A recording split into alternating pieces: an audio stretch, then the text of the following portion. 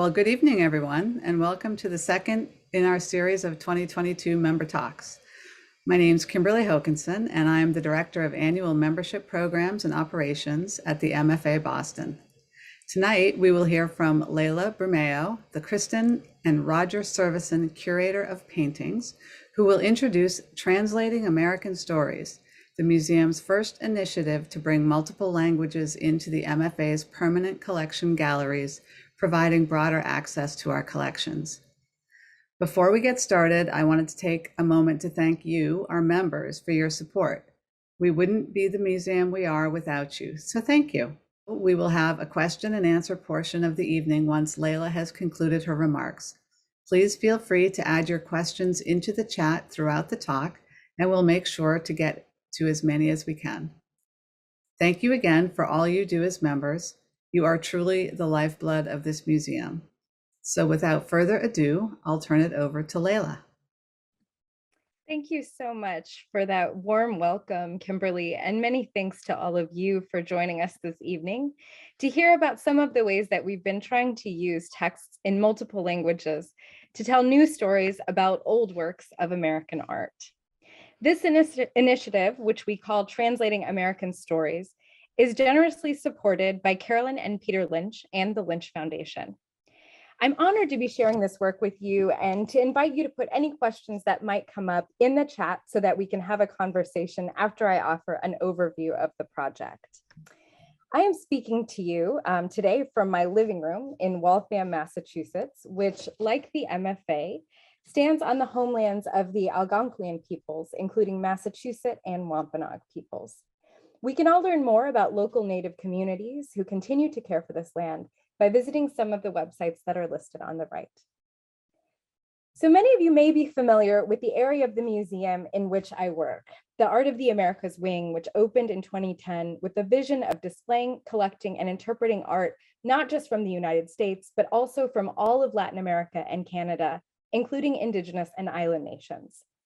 But it wasn't actually until 2021 that we actually had a sign describing this work, or a transparent explanation of how this diverse hemispheric vision is largely still an ambition. Many of the works of art in our galleries of historical American art are still by white makers, created for elite white collectors, mostly on the East Coast. In the decade before we reinstalled this entry wall to include this explanatory text, visitors only saw an enormous John Singleton Copley portrait of George IV that really had very little to do with the Americas. So like George IV, like not even George III. They are now greeted by two paintings by the Kiowa and Caddo artist T.C. Cannon that are on long-term loan. Vibrant works that can raise questions about how museums situate some people as collectors and others as the collected, some as visionaries and others as stuck in a distant past. A sign now asks, what do we mean by the Americas, and who do we describe as an American artist? And near the top of the wall, the phrase Art of the Americas appears in 12 different languages, translated by MFA staff members, because we're fortunate to have people in the building who speak all of these languages. And this seemingly simple exercise was actually really revealing, because in most of these languages, the word America is understood only to refer to the United States. And so in some cases, completely new phrases had to be invented in order to capture the meaning of North, Central, and South America. So if we look at the German, for example, this phrase right here that says Panamerikanische Kunst, that is essentially like an invented phrase. It would probably never be used in conversational German, but it does correctly communicate the broad portion of the world that we're hoping to represent when you walk through the other side of these doors. So I begin with this example to show both the transformative promise and also the great challenges of offering translations in our Art of the Americas galleries, and also to highlight the contributions of our staff members, as we do not work with professional translators. So the person who came up with the Panamerikanische Kunst is actually our head of furniture conservation, Kristin, who some of you may know.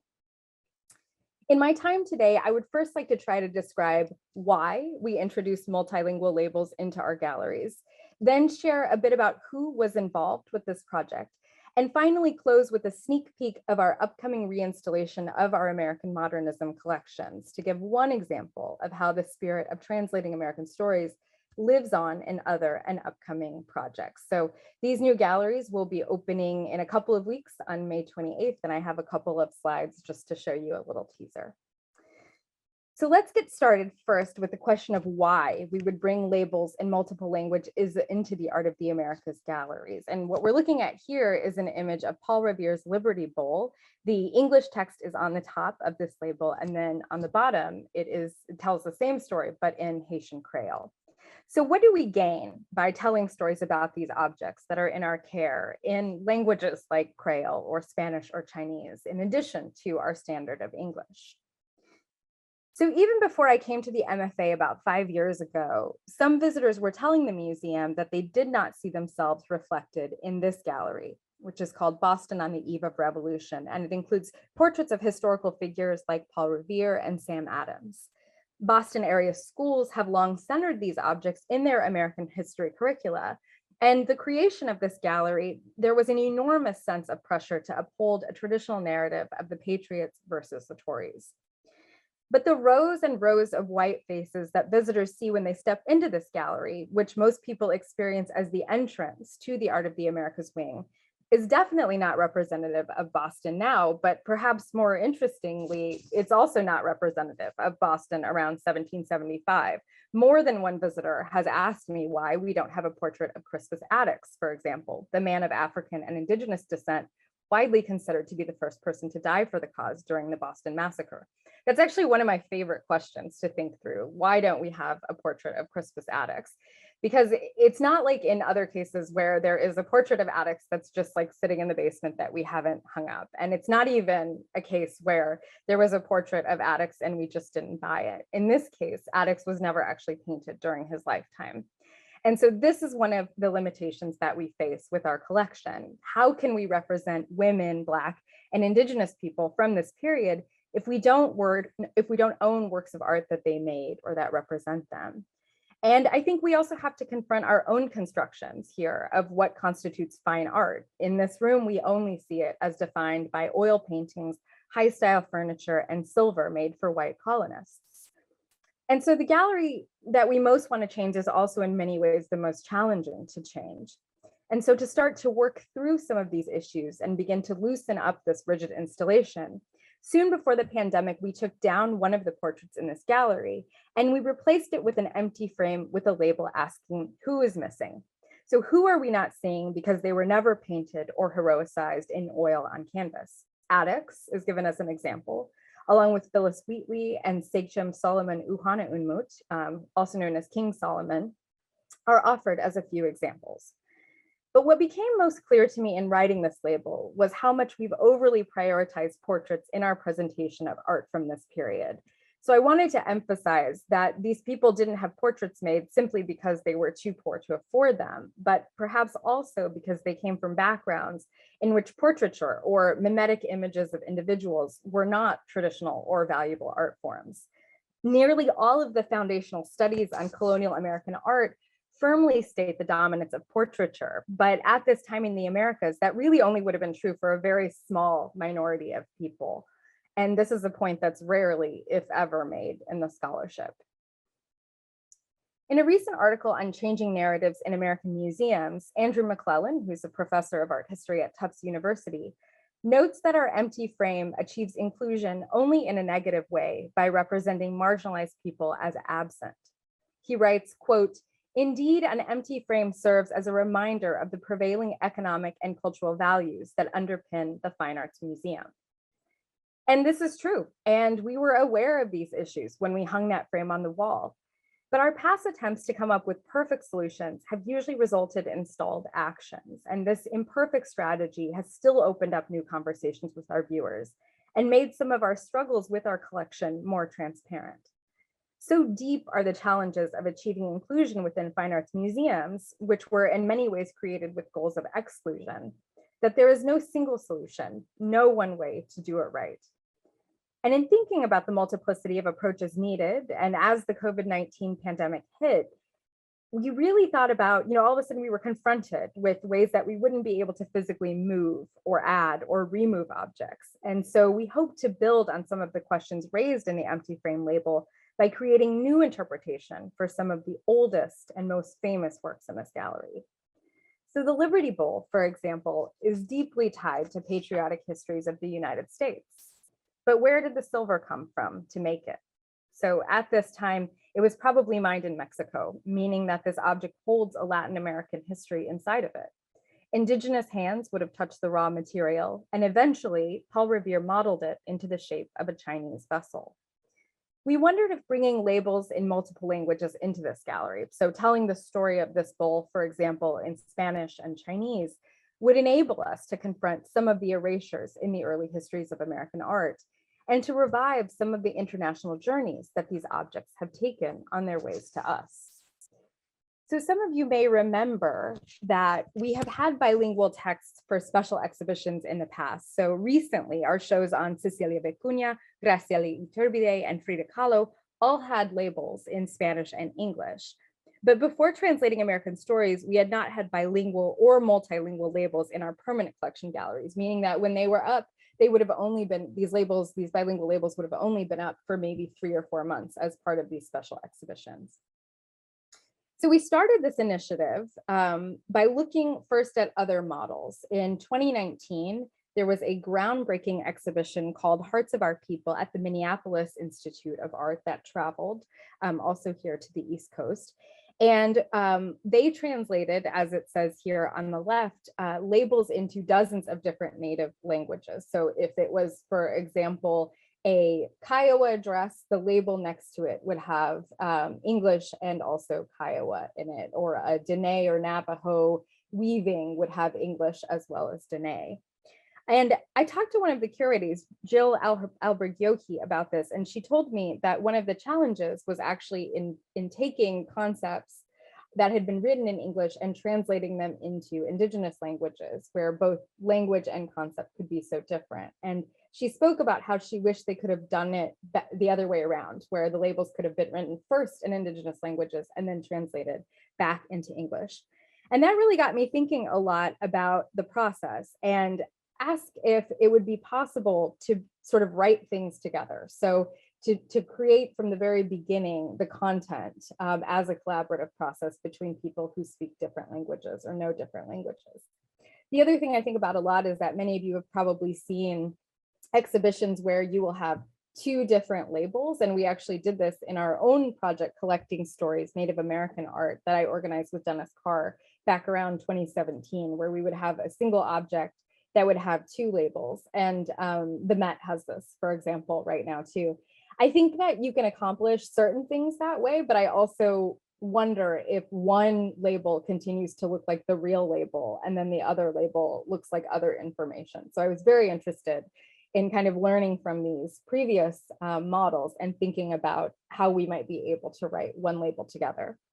And then on the right, you're seeing an announcement from 2020 when the Phoenix Museum became the first bilingual institution in the US and went completely English-Spanish bilingual. So every single sign at the Phoenix Museum is English-Spanish bilingual. And they actually did do this collaboratively to some extent, using a big committee of local people to shape the Spanish to be really reflective of the types of words and even some of the slang that is used in Phoenix.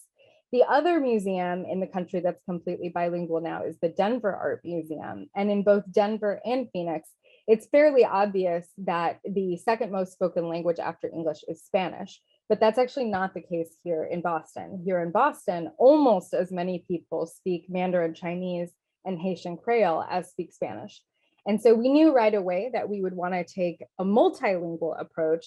And that meant that we would need lots of help, lots of contributors. So who were these contributors? Who was involved in working on the Translating American Stories project with us?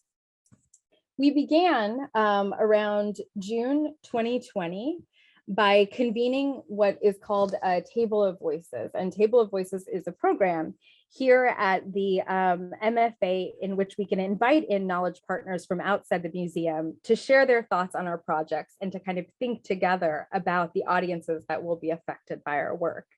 So we invited in community and cultural leaders from across Boston to discuss these questions. In addition to MFA staff, in this first convening, we had people including Chris Newell, who at the time was the executive director of the Abbey Museum in Maine. He's an Indigenous educator and a community leader within the Wabanaki community based in Maine. Ben Hires, who at the time was the CEO of the Boston Chinatown Neighborhood Center. Priya Talhiliani, who is the school superintendent in Everett. I believe she's the first woman of color and first bilingual school superintendent in Everett. And then also, so we have these sort of like people who work with different communities, but then also a couple of high-level linguists. So in this case, Maria Luisa Parra on the bottom here, and Jean-Leslie René, who both of these are linguists. Maria Luisa in Spanish at Harvard, and Jean-Leslie is a Creole professor at UMass Boston. And so we discussed these questions with them, from sort of simple questions like, do you think language can shape the interpretation of art, all the way to, how can we use different languages to expand community engagement and to sort of build this initiative into the future. This group strongly emphasized outreach outside of the MFA. And which I understood that because they're coming from outside of the MFA, coming from communities that quite frankly often have not felt welcome coming to the MFA.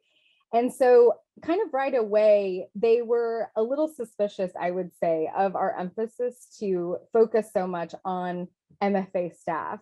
But for me, that was always a really important sort of critical part of the way that we were developing this program, that it would draw on diversity from within. As museum leaders have worked so hard over the last couple of years and urged the diversification of sort of points of view and perspectives and works of art that are represented within museums, usually the impulse is immediately to look outside of the institution. And in doing that, often they are unwittingly overlooking all of the diverse people who work in maintenance and in the restaurants, in education departments, in IT, people who are often not creating content for the museum, but who are actually very much attached to the institution and able to sort of bridge gaps, I think, between the institution and the communities that they are part of outside already of the institution. And so we took their feedback, but also I think maintained this focus on working within our own staff. And later in the fall, after sort of absorbing the feedback from this initial Table of Voices convening, we released a museum-wide call for participation, asking for people who spoke various languages to come and help us tell new stories about American art. We emphasized quite heavily that we were looking for the 3 languages that were most commonly spoken in Boston after English, so Spanish, Chinese, and Creole. And we also we tried to make it very clear that our contributors would not simply be translating words that curators wrote, but would be creating actually new content with us. And we were also very clear that we would be offering a stipend for this work, only $350, because this was not a project that was funded by any sort of outside institution. It was just paid for within Art of the Americas, and later the Lynches supported it. But I point this out because it is really typical within museums, within institutions actually of all stripes, that people do translations for free. And that's not treated like it is an additional skill that someone is bringing that other people do not have. It's often just sort of naturalized that people are not paid for translations. And so this was very important that even if it was going to be an incredibly modest stipend, that it would be offered. And we received applications from departments all across the museum. As I mentioned, we heavily emphasized that we were looking for Spanish, Chinese, and Creole, and almost immediately received a passionate application saying that Portuguese should also absolutely be part of this project and conversation. So this came from Monica Garcia, who is our community arts organizer in our learning and community engagement department, and immediately sort of calls us out for not including Portuguese as one of these languages, which we did know was an important language within Boston, but wasn't going to be part of our first round. until Monica wrote to us directly and said, I believe that by not including Portuguese excludes a large portion of people from Portuguese speaking countries in Boston and the state. And so immediately we decided that Portuguese would be part of this sort of first iteration of the project. And this speaks to one of the great strengths of this project, which is that we're able to respond. We were able to respond quite nimbly to the feedback that we received and really work toward creating something together. Once we received all of our applications, we organized the contributors into 6 teams. So each focused on one object in the Boston on the Eve of Revolution, Boston on the Eve of Revolution gallery, and each team was led by an Art of the Americas curator. How did we choose the objects is a question that comes up all the time that doesn't have an incredibly solid answer. So all 6 of these have really interesting global connections, lots of international connections. I think you could probably say that for most objects in our collection. But as I mentioned before, the Liberty Bowl was always kind of the inspiration for this project, just with the question about where did the silver come from and what happens if we think about this object from that perspective. You can ask a similar question about the mahogany desk that was designed by George Bright, as it says on the label there. But in fact, at the time, mahogany would have mostly been grown, harvested from trees in the Caribbean, which means that enslaved African people in the Caribbean, especially in this moment in what's now Haiti, would have been actually chopping down the trees and so contributing to the creation of this object. The Copley portraits also were things that maybe even if they didn't have immediate connections the way that or sort of material connections to an international story the way that the bowl would or the chest would, still were enabling us to kind of take icons of our collection and reorient them with these different languages.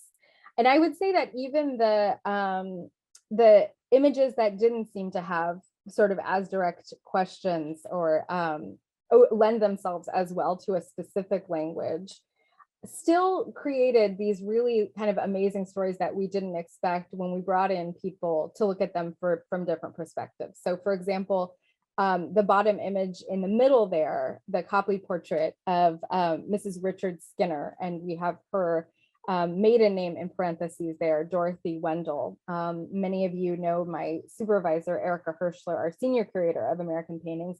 This is something that she has standardized. So it's a sort of feminist way of doing art history where she always makes sure that we include the women's names so that they're not just like Mrs. her husband's name. And the people who worked on the translation of this label into Chinese asked what that was. So Fire Ying, who works in our Art of Asia department, asked about the parentheses around Dorothy Wendell and told us that this is not customary among Chinese speakers to have a maiden name.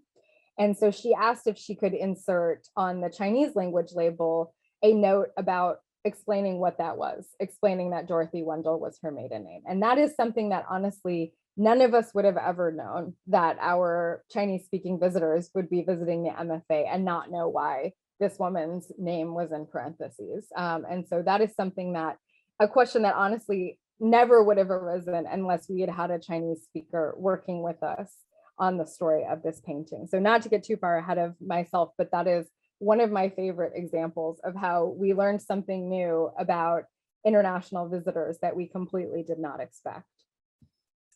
So to share a little bit about the process, after we divided all of our contributors, so we had about 12 contributors, and everyone was either like Team Liberty Bowl or Team Mrs. Dorothy Wendell painting.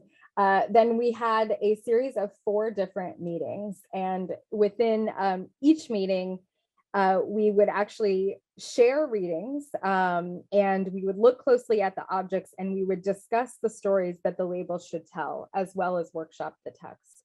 So what you're seeing here in these beautiful pictures on the bottom are the people that contributed, as well as curators on our staff. So in the lower left, you can see Ethan Lasser, the chair of our department, masked up, and he's there with Romy St. Hilaire, who is a former staff member and Chanel Thurville, who is a local artist. In the middle there, Romy is there again, also with other staff members at the time. And then on the far right, staff and also volunteers. So we pulled really from all different levels of people who had involvement or connection with the museum. And the reason that I had this idea, again, to sort of emphasize the involvement of staff, it's not only because I think museums should collaborate more internally and draw on the diversity that is already there, but it's also because in my time at the MFA, I have seen some truly horrific translations come from professional translation companies.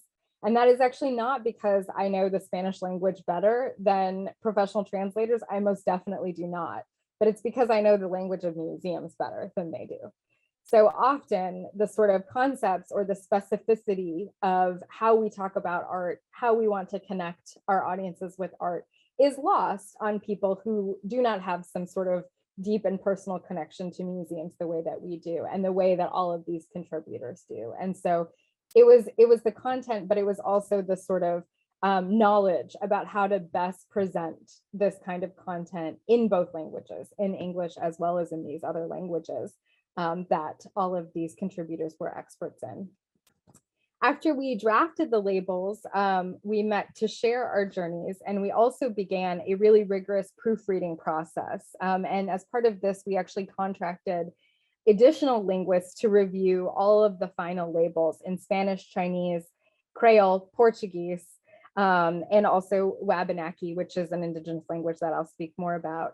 This process of working with outside proofreaders was really what allowed us to include a range of people, people who also have like differing relationships to language in this project. So it was not a requirement to apply and be accepted as a contributor to be what's called a native speaker or to speak any of these languages as your first language. Like, we also were interested in people who were heritage speakers and people who were students of these languages. Because again, we think that if we're able to sort of bring in a broader swath of people, we'll be able to better connect with the people who are coming through this door. I also didn't want to sort of create an emphasis on some kind of purity that only native speakers were capable of working on these labels and sort of connecting them with different communities. And so they were not perfect in their sort of original drafts. And then we worked with experts in these languages to then make them perfect eventually. And the result was the creation of 6 moments that are in the Boston on the Eve of Revolution gallery, in which the international lives of these objects come to life. They come out in different languages and therefore in kind of different voices. So we're looking again at the Liberty Bowl, and the Liberty Bowl, because it is shown by itself in its own case and kind of in the round, meaning that you can walk all the way around it, is the only object that actually has all 5 languages represented. So it has English, Creole, Spanish, Chinese, and Portuguese. And so an incredible team of multilingual people worked closely on this with Noni Gadsden, who is an expert on this bowl. And she speaks often about how interesting it was to see them come to this object from a very different place. That for us, as many of you know, this is one of the most important objects in our entire collection, something that is often compared to the Declaration of Independence in terms of its importance to the history of the American Revolution.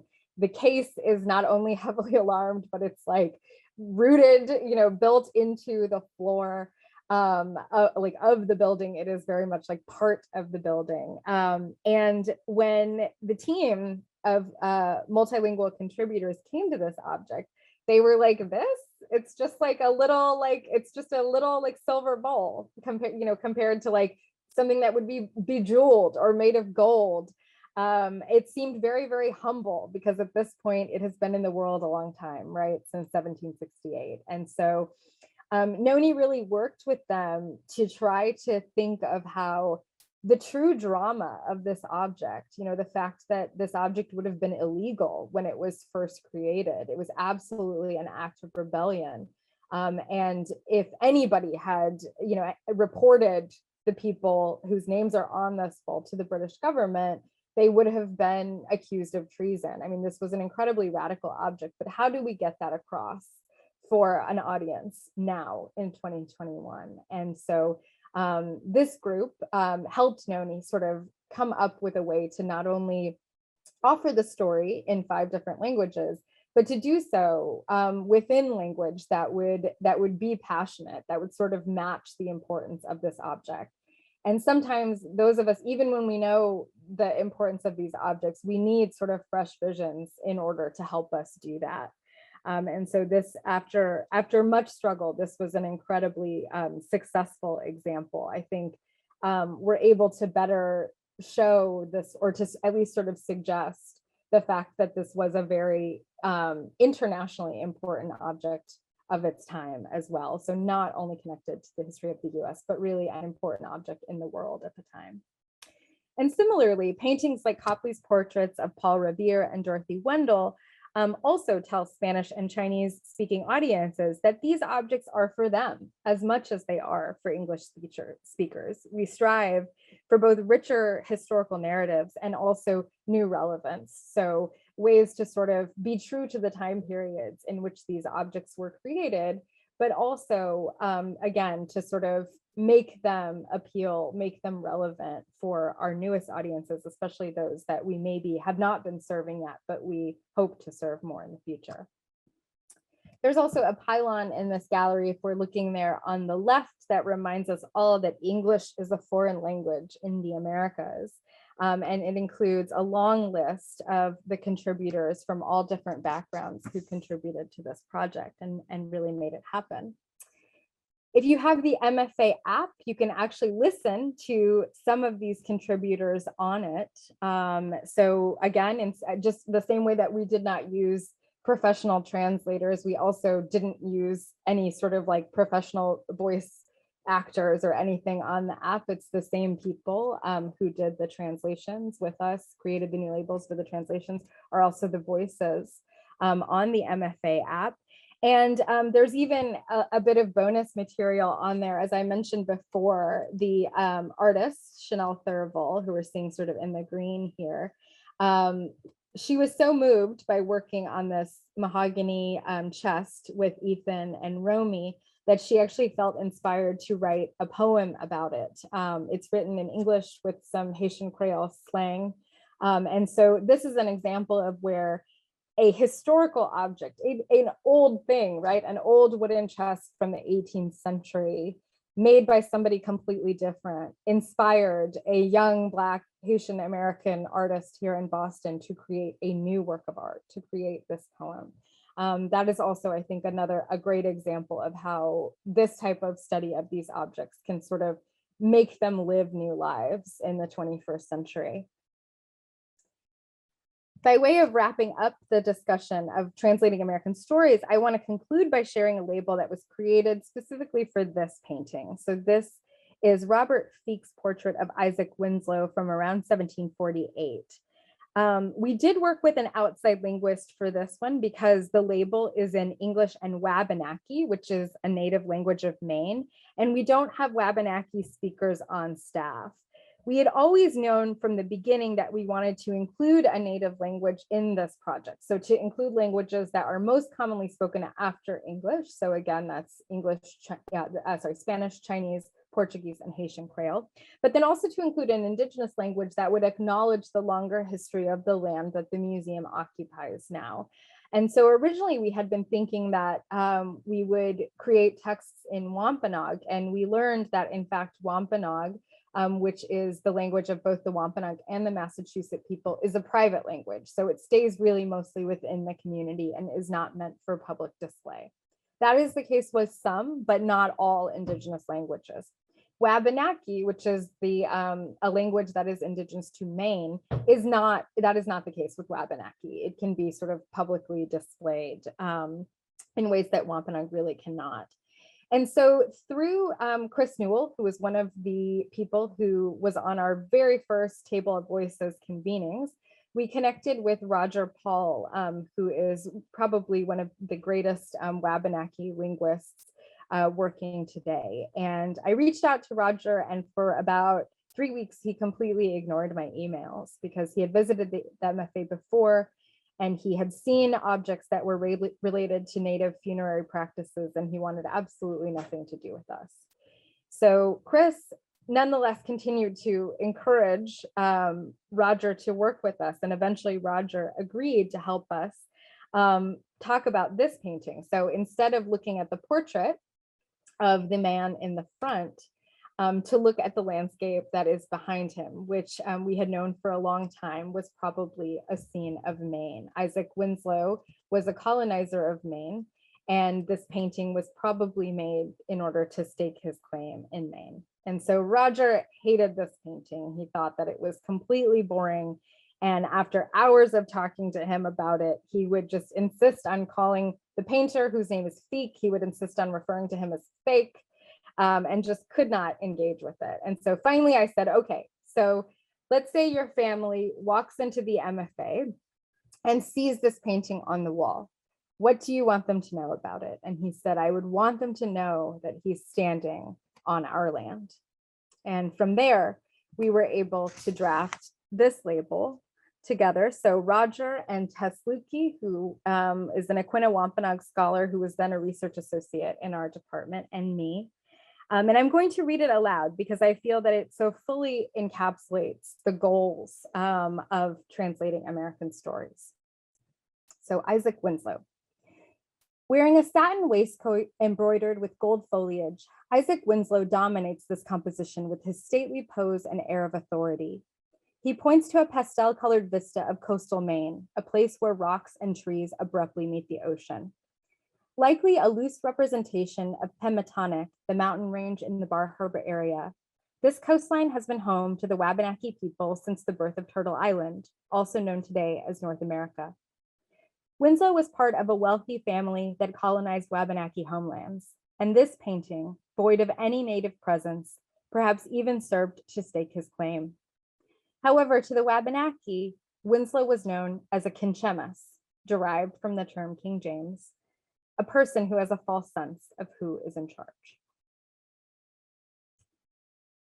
This is, we're sort of running out of time here. And again, just to make a last sort of final point here, Kinchemas is a word that Roger had taught us, meaning someone who thinks he's in charge, but really is not. And as soon as he said that, we knew that we could sort of build the label around that. And this, to me, really sort of shows the way that we were able to create a new reading for this painting that intersects, I think, with the original, the historical meaning of this work. It has a description that is, very true to the importance of the ways that Feek painted it, the sort of talent of Feek, but then also deals with some of these other issues of colonization, both in the period, as well as the ways in which it's very suggestive, I think, of the ways that Wabanaki people continue to wrangle with these histories. So one of my favorite examples from the project, and something I hope that we can continue to talk about in the conversation. Just before wrapping up, I'm very excited to give you a brief preview of what we're working on right now, which is a reinstallation of the third floor of the Art of the Americas wing. And this project has been sort of shaped by other projects, including translating American stories.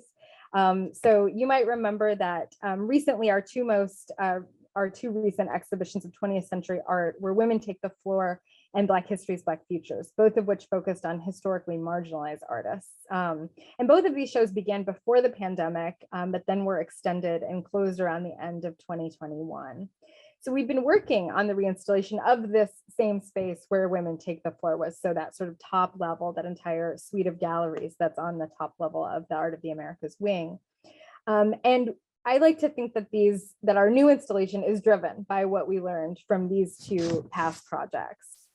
So you can get a sense here that we are completely under construction. That's our little plan on the left side there. And we're trying to implement this new plan and this new vision based on what we've learned from past projects. So these galleries will create fresh conversations between famed works of modern art from our collection, like Georgia O'Keeffe's White Rose with Larkspur, which you're seeing on the left, getting measured, ready to go up on the floor. And also lesser known artists, such as the Canadian modernist Lauren Harris, whose sort of Dr. Seussian type painting is on this cart. And we're giving particular space to women, artists of color, refugees, and those, others whose stories have been undertold. And we're still thinking about the ways in which many of our visitors speak Spanish. Some of the artists that we have on view in these galleries are also Spanish speakers. And just more generally about our place here in the US, many people don't know that the US is actually the second largest Spanish-speaking country in the world. So more people speak Spanish here in the US than speak Spanish in Spain, for example, or anywhere in Latin America except for Mexico. And so we'll also be offering the intro text in each gallery in English and in Spanish. And the rough translations were done by me, but with beautiful edits by Gabriel Sosa, who is a local artist and linguist who most recently has been working with language in his art. So on the far right, that's an image of him with one of the billboards. He did here in Boston a series of bilingual billboards inspired by the pandemic. That's me in the middle wearing one of his sweatshirts that loosely translate to "this really sucks, but keep going." And while this project didn't have the kind of rigor, the sort of collaborative rigor that Translating American Stories had, we still wanted to share all of these texts with a group of Spanish-speaking staff, just to have them included and to have their revisions. And some of them are pictured here, including Claudio Gonzalez, the membership associate who is facilitating this event right now. So in 1 hour, over one lunch, our texts became better because they became more representative of who and of where we are.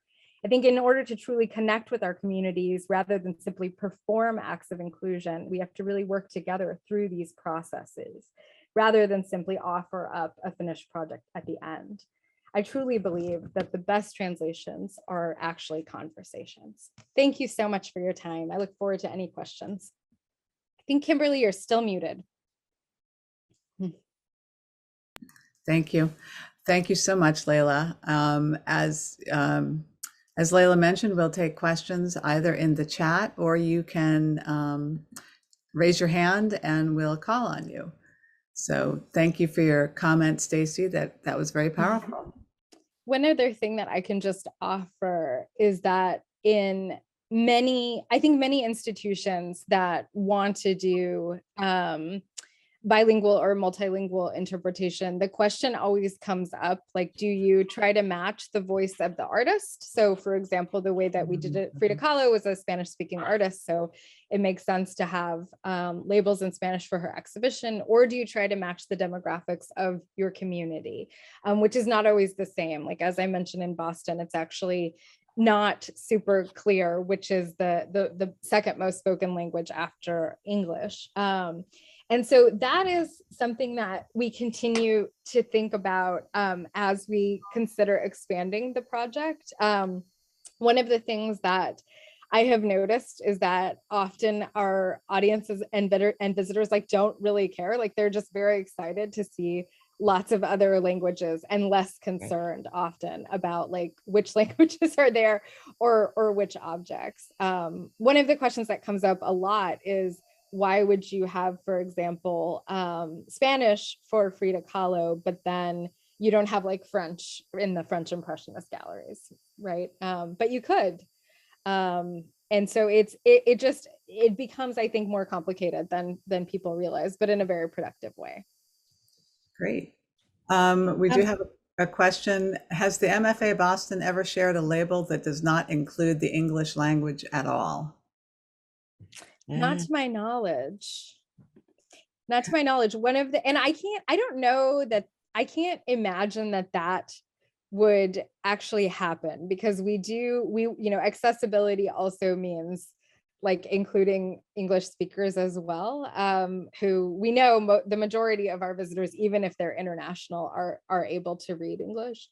I will say one of the sort of other questions that we wrangle with is like, where should the other language go? So we try almost always to do side by side translations, which you will have noticed that that's true on the labels. Like, so like the label for Paul Revere, for example, has like English and then Spanish.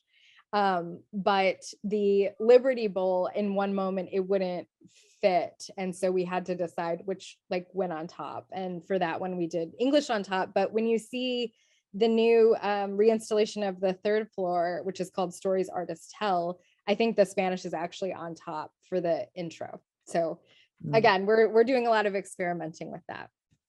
Great. And then Fred has asked, is there interest or are there ideas to expand this beyond the Art of the Americas to the other permanent collections or for special exhibitions?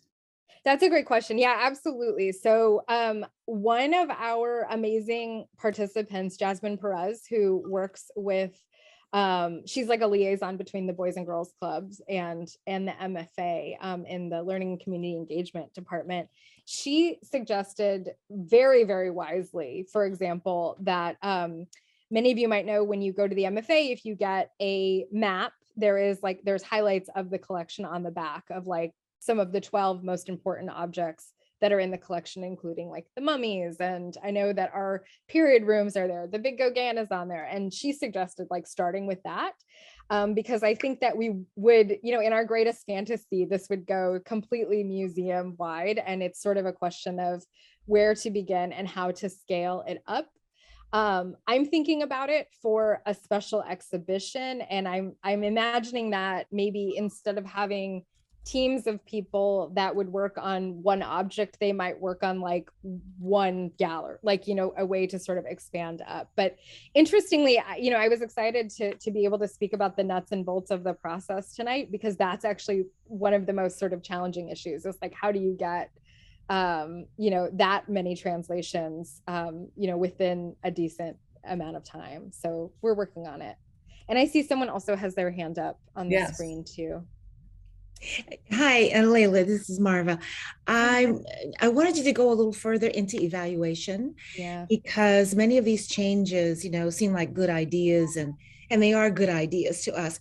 But in thinking about what the audiences are reacting to, or whether it really makes a difference out there in the broader world, what kinds of things can we do to really say, yes, this is a great idea, and we're getting more people in, or I'm not sure what the measure ought to be, and I wondered if you'd thought about that. Yeah, absolutely. I have to say one of the more like painful losses of the pandemic when people were laid off was specifically within the evaluation department. So we have had in the past Lynn Courtney, who many of you might know, who did visitor evaluations and who has worked with us as a consultant since leaving the museum around the time of the pandemic.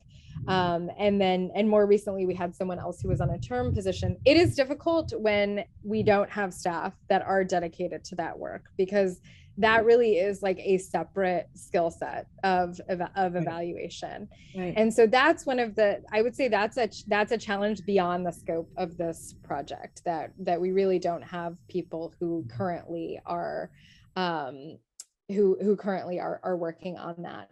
But I would say, anecdotally, it's a lot of, so for example, we've had a lot of kind of anecdotal reactions to the empty frame, and then it showed up in that article that I mentioned, which was like an academic article, but still it was interesting to see it come up there.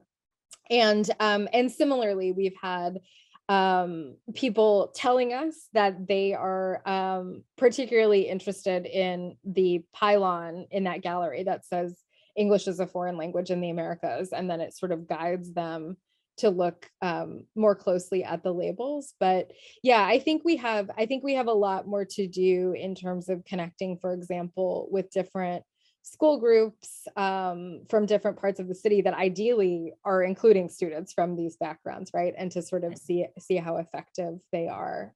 So thank you so much for that question. I think it's really important to keep reminding all of ourselves that we do put a lot of work into this, but it's like, do we actually like know if anybody's paying attention? So, absolutely like another step, another big piece of this puzzle.